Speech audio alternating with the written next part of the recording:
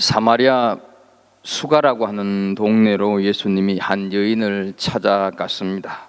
그러나 여인의 입장에서는 이 만남은 전혀 내키지 않는 만남이었습니다. 그 이유는 지난주에 우리가 살핀 대로 당시 유대인과 사마리아인은 서로 원수지간이었습니다. 오늘 본문 9절 끝에 보게 되면 상종하지 아니함이니라 이렇게 하는 말씀이 있는데, 이 상종하지 아니했다 하는 것이 바로 이 여인의 마음 상태를 대변한다 할 수가 있을 것입니다. 여기서 상종이라고 하는 단어는 싱크라 오마이라고 하는 헬라어인데 함께 사용하다 하는 뜻을 가지고 있습니다. 우리는 가까운 사이는 후라이팬이나 냄비들을 이렇게 서로 빌려주고 또 빌려가기도 합니다. 어떤 때는 자동차도 빌려줍니다.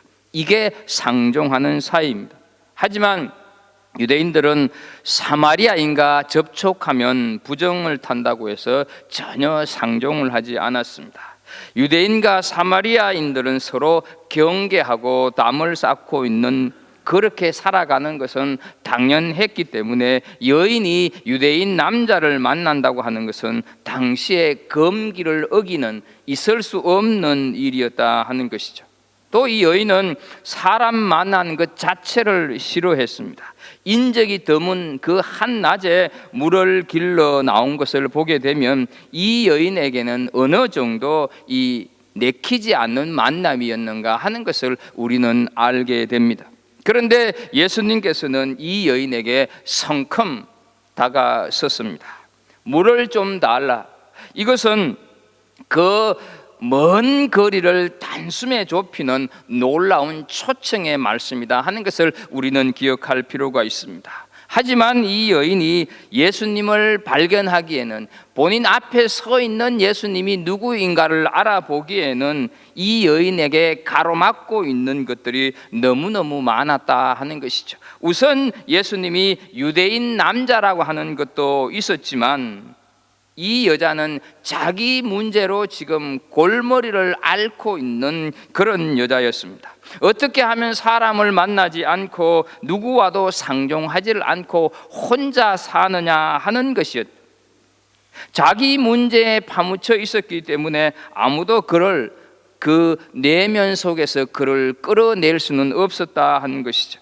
생명의 주께서 말씀을 하고 계시는데도 자기 코가 석자인 이 여인은 영혼 없는 말로 유대인으로서 어찌하여 사마리아 여자인 나에게 물을 달라 합니까 하는 볼멘 소리를 하고 있을 뿐이다 하는 것이죠.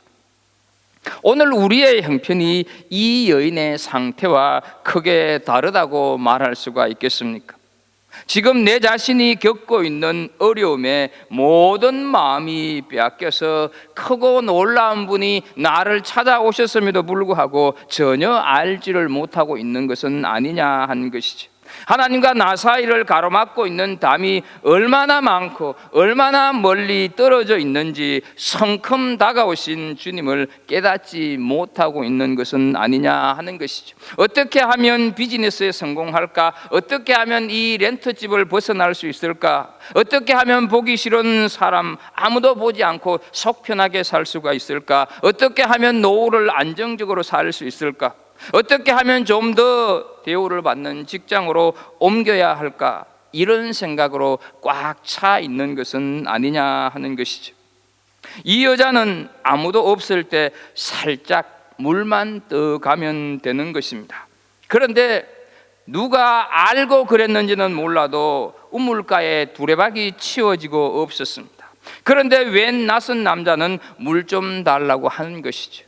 여자는 왜 유대인이 사마리아인 나에게 물을 달라 합니까? 라는 신경질적인 반응을 보이고 있습니다.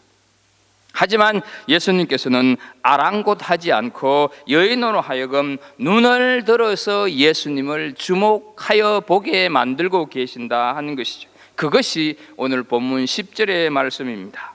예수께서 대답하여 이르시되 네가 만일 하나님의 선물과 또 내게 물을 좀 달라 하는 이가 누구인 줄 알았더라면 네가 그에게 구하였을 것이요 그가 생수를 내게 주었으리라 말씀을 합니다. 머릿속에 꽉 찬 생각 때문에 너는 지금 내가 누구인 줄을 전혀 보지를 못하고 있다. 그 생각을 내려놓고 눈을 들어서 나를 좀 바라봐라. 나는 하나님의 선물을 가지고 왔다. 내가 누구인 줄 알았다고 하면 나에게 그것을 좀 달라고 하였을 것이고 그것을 받았을 것인데 그것이 곧 생수다. 이렇게 예수님께서 말씀을 하는 것입니다. 다른 말은 귀에 들어오지 않는데 여인에게 있어서 생수라는 말에 솔깃해졌습니다. 생수만 있으면 지금까지 자신을 괴롭혔던 모든 문제가 다 해결될 수 있었기 때문입니다. 그런데 현실은 어떻습니까? 샘물은커녕 눈앞에 있는 물도 퍼마실 수 있는 그릇조차 없는 현실입니다. 생수를 준다고 하는 사람은 초라한 행색의 여행객처럼 보일 뿐이다 하는 것이죠. 그런데 무슨 생수를 준다고? 이 여자는 지금 아주 혼란스럽습니다. 그래서 여자가 말합니다. 11절과 12절을 보게 되면 여자가 이르되 주여 물기를 그릇도 없고 이 우물은 깊은데 어디서 당신이 그 생수를 얻게 사옵나이까? 우리 조상 야곱이 이 우물을 우리에게 주셨고 또 여기서 자기와 자기 아들들과 짐승이 다 마셨는데 당신이 야곱보다 크니까? 당신이 야곱보다 큽니까? 우물에 물길 그릇도 없는 현실인데 내가 생수를 달라고 한다고 당신이 생수를 줄 수 있겠느냐 하는 얘기를 하는 것이죠. 사랑하는 우리 성도 여러분, 눈에 보이는 현실과 말씀의 차이를 어떻게 이해해야 하겠습니까? 여기서 우리의 믿음은 1차적으로 시험을 받습니다. 예수님께서는 분명히 생수를 주시겠다고 말씀을 하십니다. 그러나 현실은 아무것도 되어 있는 것이 없습니다. 예수님을 만나기 전이나 만난 후나 변한 것이 아무것도 없습니다. 믿을 때나 믿지 않을 때나 달라진 것이 없습니다. 뜻은 아주 고상합니다. 믿음으로 살면 좋다는 것을 모르는 사람이 누가 있겠습니까? 그러나 지금 구체적인 어떤 대안은 전혀 보이지 않고 있습니다.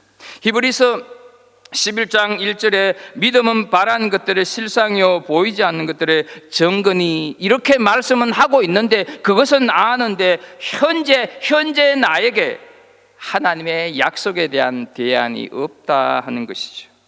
그런데 예수님께서는 네가 만약에 달라고 했다고 한다면 주겠다 이렇게 말씀을 하는 것이죠.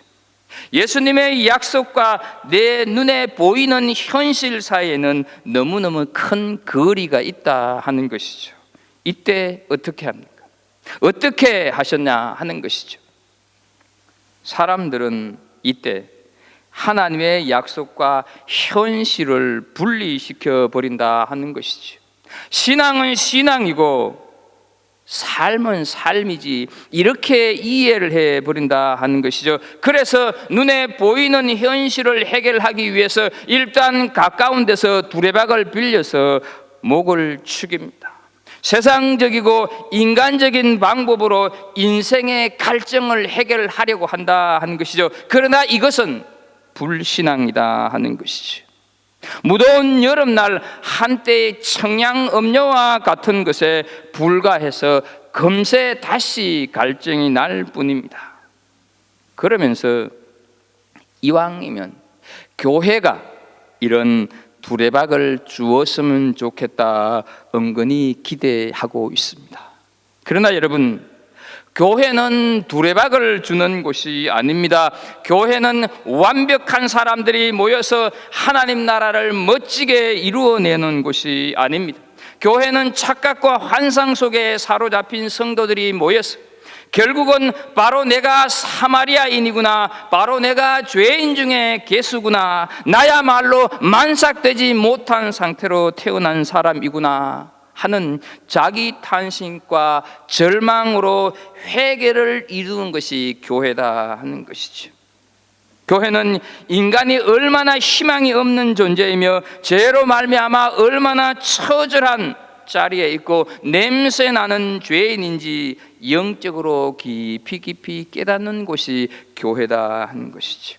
인간의 현실의 깊은 아픔을 잘 알아서 그리스도 외에는 자랑할 것이 없고 자랑하려고 했던 그 모든 것이 배설물에 불과하다고 하는 것을 체험하는 곳, 그것을 지적받는 곳이 바로 교회이지 두레박을 주는 곳이 아니다 하는 것이죠.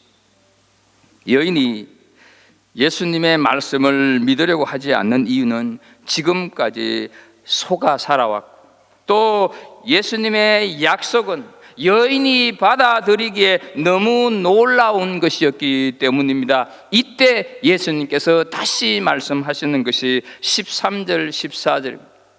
예수께서 대답하여 이르시되 이 물을 마시는 자마다 다시 목마르니와 내가 주는 물을 마시는 자는 영원히 목마르지 아니하리니 내가 주는 물은 그 속에서 영생하도록 솟아나는 샘물이 되리라. 이 여인은 야곱의 우물을 최고의 물로 생각을 했습니다.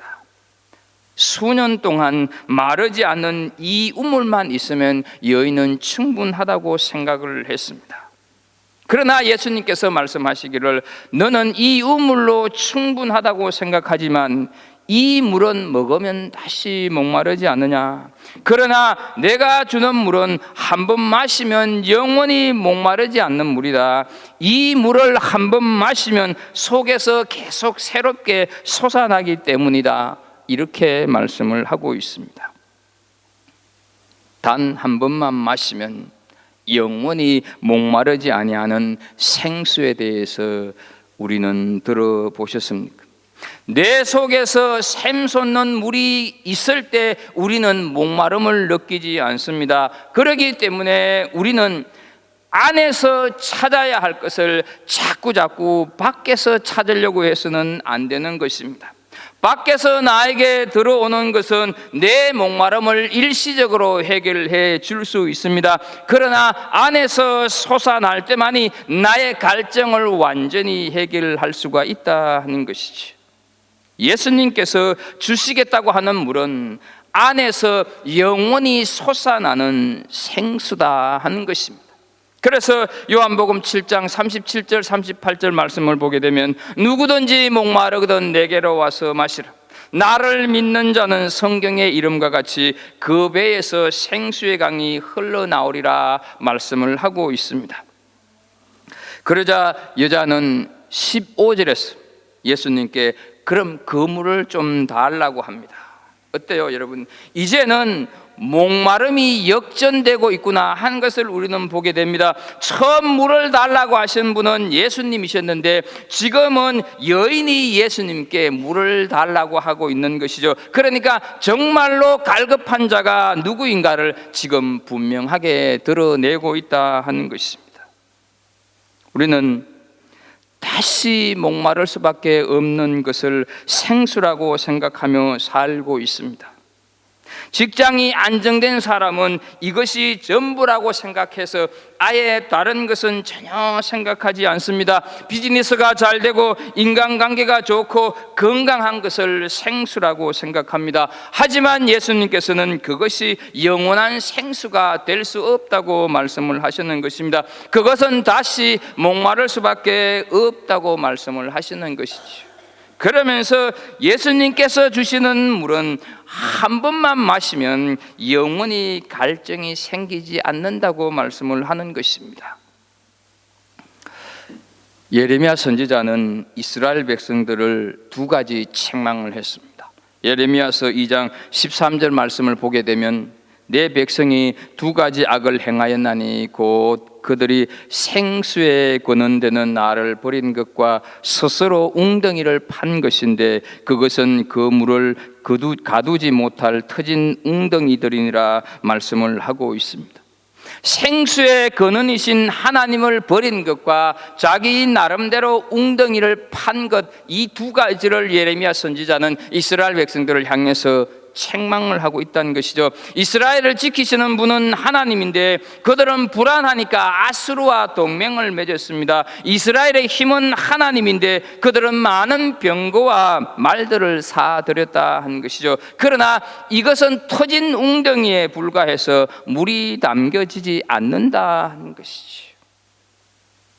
예레미야 선지자가 이스라엘 백성들을 향해서 책망했던 것처럼 하나님께서는 오늘 우리도 내 자신에게도 이런 책망을 하시지 않을까 생각을 해볼 필요가 있습니다. 모든 힘은 하나님으로부터 오는데 우리는 그것을 믿지 못해서 이 사람 혹은 저 방법을 의지하는 것이죠. 하나님만 신뢰하고 기다려야 하는데, 하나님만 믿고 의지해야 하는데, 그렇게 하면 내가 시대에 뒤떨어지는 사람 같아지고 낙오자가 될 것 같고 망할 것 같고 늦어질 것 같고 손해볼 것 같아 보이니까 내 나름대로 방법을 연구해서 무엇인가 하려고 한다 하는 것이죠. 그래서 여러분, 우리는 어떻게 하면 내 인생 사례 속에서 좀 든든한 웅덩이를 하나 장만할까라는 생각을 하면서, 항상 하면서 우리가 살아가고 있다 하는 것입니다. 어쩌면 자기 생활을 열심히 하는 것도 죄인가? 내가 노력해서 지금 이 지위와 재산을 가지고 있는 것이 무슨 잘못일까 따질 수 있는 분이 계실지 모릅니다. 그러나 사람은 그렇게 만들어지지 않습니다. 모든 힘은 하나님으로부터 옵니다. 우리 생활에 필요한 모든 것이 하나님께로 왔다 하는 것이죠. 그러나 우리는 그것이 우리의 전부로 생각을 하는 것입니다. 그래서 여인이 당신이 야곱보다 더 큰 사람이냐 반문하고 있다 하는 것이죠. 이 여인은 모든 것을 철저하게 물질적인 것으로 생각을 하고 있습니다. 예수님께 물을 좀 달라고 할 때도 정말 마시는 물을 생각하고 생수를 요구했다 하는 것이죠. 여러분, 우리는 얼마나 많이 하나님의 은혜를 물질적인 것으로 생각하고 있습니까? 집을 팔았는데 높은 가격을 받았다고 한다면 축복을 받았다고 생각을 합니다. 예수님께서 주시는 생수는 그런 물질적인 것이 아닙니다. 예수님께서 우리에게 주시고자 하는 생수는 우리에게서 하나님의 은혜를 회복시키겠다 하는 것입니다. 한 번만 받으면 거두어지지 않는 그런 복을 주시겠다 말씀하시는 것이지요. 사실 여자가 달라고 하는 것은 하나님의 은혜를 달라고 하는 뜻은 아니었습니다. 다른 사람들이 보기 싫으니까 그런 물을 줘서 다시 이 우물가로 오지 않도록 해달라 하는 것이죠.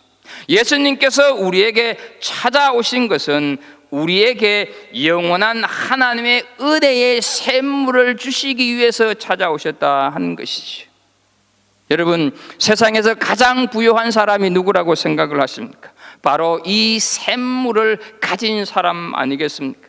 온 세상이 지금 말라 있습니다. 하나님의 은혜가 없어서 메말라 죽어가고 있다 하는 것이죠. 여기저기에 전쟁이 터져나가고 있고 좋은 집에 살면서도 싸우지 않는 날이 없습니다. 그렇게 경치 좋은 곳에서 살면서도 매일 전쟁입니다. 비즈니스는 날로 번창하는데 하루도 편할 날이 없습니다.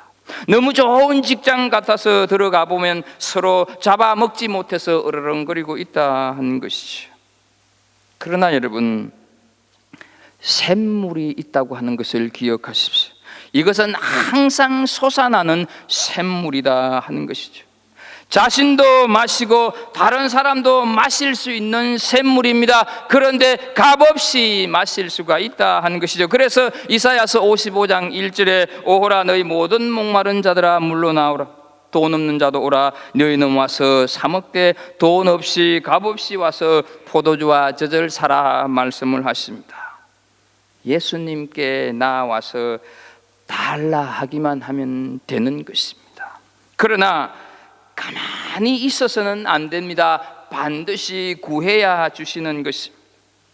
예수님이 주시고자 했던 이 샘물, 이 생수는 말랐던 적이 단 한 번도 없었습니다. 인생의 어떤 가뭄도 어떤 어려움과 역경 중에서도 이 샘물은 마르지 않았음을 기억하십시오. 그런데 이 샘물은 예수님만이 주실 수 있는 영원한 생수다 하는 것이죠. 그래서 우리는 이 영원한 생수를 마실 수가 있습니다. 예수 그리스도에게 이 영원한 생수를 구하시는 은혜가 있기를 축복합니다. 이 여자가 예수님에게 그 생수를 달라고 했을 때 주님은 바로 그 생수를 주시지 않았습니다. 예수님은 여자가 숨기고 싶어하는 죄를 지적하셨다 하는 것이죠. 16절 보게 되면 이르시되 가서 내 남편을 불러오라. 여러분, 좀 생뚱맞지 않습니까? 샘물을 주시는 것과 이 여자의 남편과 무슨 상관이 있습니까? 그 다음에 말씀을 보겠습니다. 17절과 18절입니다. 여자가 대답하여 이르되 나는 남편이 없나이다. 예수께서 이르시되 네가 남편이 없다 하는 말이 옳도다. 너에게 남편 5이 있었고 지금 있는 자도 네 남편이 아니니 네 말이 참되도다. 여자가 아무리 감추려고 해도 예수님의 눈을 속일 수는 없습니다. 이 여자는 과거 5번 결혼했다가 실패한 경험이 있습니다. 그리고 지금은 어떤 남자와 살고 있습니다. 예수님께서 남편을 데려오라 하신 것은 불꽃 같은 눈으로 이 여자를 보고 이 여자의 죄를 지적하셨다 하는 것이죠. 그러니 이 여자는 필사적으로 자기의 죄를 가려보려고 남편이 없다 말하는 것이죠. 사실 남편이 없다고 하는 말은 부분적인 사실에 불과합니다. 모르는 사람이 이 말을 들으면 한 번도 이 여자는 결혼한 적이 없구나 하는 말로 들립니다. 그러나 그것이 예수님께 감출 수 있을, 예수님에게는 감춰주지 못했다 하는 것이죠.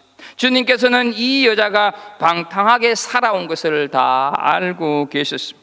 지금까지 남편 5이 있었고 지금은 딴 남자와 살고 있으니 남편이 없다고 하는 말이 맞다.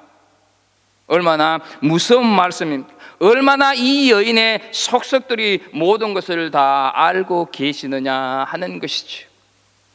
우리는 부분적인 사실을 가지고 내 자신의 허물을 가리려고 할 때가 많이 있습니다. 어떤 분이 교회에 나오지 않았습니다. 그래서 물어봅니다. 좀 피곤했어요. 밤에 잠을 자지 못했거든요. 그러나 왜 피곤한지 말하지 않습니다. 새벽까지 영화를 보거나 드라마를 보느라 잠을 자지를 못했습니다.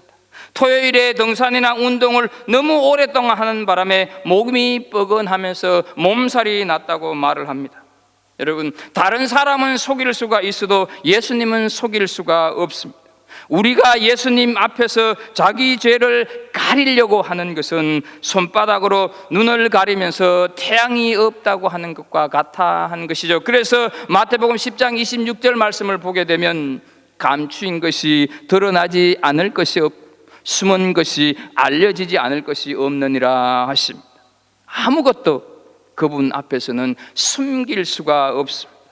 우리의 모든 악한 것과 더러운 죄들을 다 알고 계십니다. 예수님께서 여인에게 남편을 데려오라고 한 이유가 무엇이겠습니까? 그 여자의 죄악 때문이었다 하는 것이죠. 사랑하는 우리 성도 여러분, 하나님의 생수를 맛보기 원합니까? 그러면 하나님과 나 사이를 틀어막고 있는 것을 뚫어버려야 한다 하는 것을 기억하십시오. 하나님을 버리고 내 마음대로 살려고 오늘까지 몸부림치면서 만들어 온 그 어떤 나만의 실상을 고백할 수 있어야 된다 하는 것이죠. 오늘날까지 우리는 어떻게 살아오셨습니까? 그 살아온 삶의 모든 모습을 하나님 앞에 토설해야 할 것입니다. 그것을 그냥 두면서 하나님의 은혜의 샘물을 소유한다는 것은 불가능하다 하는 것이죠. 내가 오늘까지 하나님 없이 내 육신적으로 매달려 왔던 그것을 내 입으로 고백하지 않는 한 이 영원한 생수 샘물은 소유할 수가 없습니다. 우리와 하나님 사이를 가로막고 있는 것은 바로 죄입니다. 오늘까지 내 마음대로 살아왔던 그 모든 삶들이 하나님의 은혜를 틀어막고 있다고 하는 것을 기억하십시오. 이것이 우리로 하여금 계속 메마른 가운데 살아가게 하고 있다고 하는 것을 기억하십시오. 지금까지 양심을 속이고 남몰래 즐기고 있었던 그 죄악의 단물을 버리지 않으면 결코 우리는 성령의 생수를 소유할 수가 없습니다. 왜 예수님께서 이 여자에게 남편을 데려오라고 하셨습니까? 지금까지 잠자고 있던 이 여인의 양심을 일깨우기 위해서입니다. 처음에는 이 여인이 부끄러워했습니다. 창피한 줄도 몰랐습니다. 그러나 이제는 남편이 5이 되고 보니까 그런 부끄러움이 아무것도 없어졌습니다. 이 정도면 어때? 다른 사람들도 다 그렇게 사는데 하면서 자기 삶을 합리화하고 있습니다. 이 양심의 무감각이 하나님의 은혜를 막고 있다 하는 것이죠. 이 병들어 잠드는 양심이 깨지 않는 한 참된 행복을 소유할 수 없다는 것을 주님께서는 아십니다. 사랑하는 우리 성도 여러분, 요즘 마음에 어떤 부끄러움이 있습니까? 요즘 마음에 어떤 눌림으로 자유함이 없습니까? 이 잠자는 양심을 깨워서 정상적으로 활동하게 하지 않는 한 하나님의 은혜는 없습니다. 양심이 병들었기 때문에 주님 앞에 서서면서도 저에게는 남편이 없습니다 라고 하는 식으로 말하지, 그런 식으로 말밖에 못한다 하는 것이죠. 양심이 우리의 작은 잘못을 지적할 때 그것은 너무너무 작은 한 부분에 불과하다고 하는 것을 기억해야 합니다. 주님께서는 그것보다 훨씬 더 엄청나게 자세한 나의 죄의 명세서를 들고 계신다 하는 것이죠. 때문에 우리는 그분 앞에 잠잠히 나아가서 용서를 구해야 하는 것입니다. 요한일서 1장 9절에 보게 되면 만일 우리가 우리 죄를 자백하면 그는 미쁘시고 의로우사 우리 죄를 사하시며 우리를 모든 불의에서 깨끗하게 하실 것이요 말씀을 하고 있습니다. 사랑하는 주님, 너무 엄청난 죄의 목록이 당신 손에 있습니다. 할 수만 있으면 그 목록을 빼앗아서 감추고 싶지만 누가 감히 당신 손에 있는 그 부끄러운 나의 죄목들을 빼앗을 수가 있겠습니까? 당신의 크신 긍휼로 용서해 주십시오. 이렇게 우리가 간구할 때 비로소 우리 안에 하나님의 은혜의 샘이 터지는 줄로 믿습니다. 지금까지 수많은 사람들로부터 당한 그 상처받은 우리의 마음이 하나님의 사랑의 샘으로 넘치게 될 줄로 믿습니다. 그 고백과 함께 영원히 마르지 않는 은혜의 샘이 우리 안에서 솟아나기 시작합니다. 그래서 우리의 그 강팍하고 우리의 메마른 마음의 땅을 기름지게 할 줄로 믿습니다. 모든 것이 다 변하고 새롭게 될 줄로 믿습니다. 오늘 이 시간이 바로 그날이 될 수 있기를 주의 이름으로 축복합니다. 우리는 오늘 우리의 모든 죄를 다 알고 계신 하나님의 아들 앞에 우리 죄를 용서하시기 위해서 내 죄를 지시고 십자가에 죽임당하신 그 구세주 앞에 우리는 용서를 구할 수 있는 시간이 되기를 축복합니다. 우리의 메마른 눈에 진정으로 용서를 구하는 눈물이 맺힐 수 있기를 축복합니다. 그것이 바로 영생하도록 솟아나는 샘물을 마시게 되는 길입니다. 이 영생하도록 솟아나는 샘물을 마음껏 마시는 오늘 이 시간이 될 수 있기를 주의 이름으로 축복합니다. 기도하겠습니다. 하나님 아버지, 우물가의 여인 바로 우리 자신인 줄로 믿습니다. 주님, 육신의 목마름을 해갈하기 위하여서 우물길을 찾았지만 예수님이 오심으로 말미암아 하나님 영원히 목마르지 않는 생수를 얻게 되는데, 하나님 우리들도 역시 이 세상을 살아가면서 얼마나 우리의 영적인 것이 갈급한지요. 주님, 우리의 모든 죄악들을 다 고백하옵나니 하나님 용서해 주시고 우리 안에서 영원히 목마르지 않는 생수의 샘물이 터지게 하여 주옵소서. 그 흘러 넘치는 생수를 매 순간 마시면서 살아가는 복된 성도들 다 되게 하여 주옵소서. 예수님의 이름으로 기도합나이다. 아멘.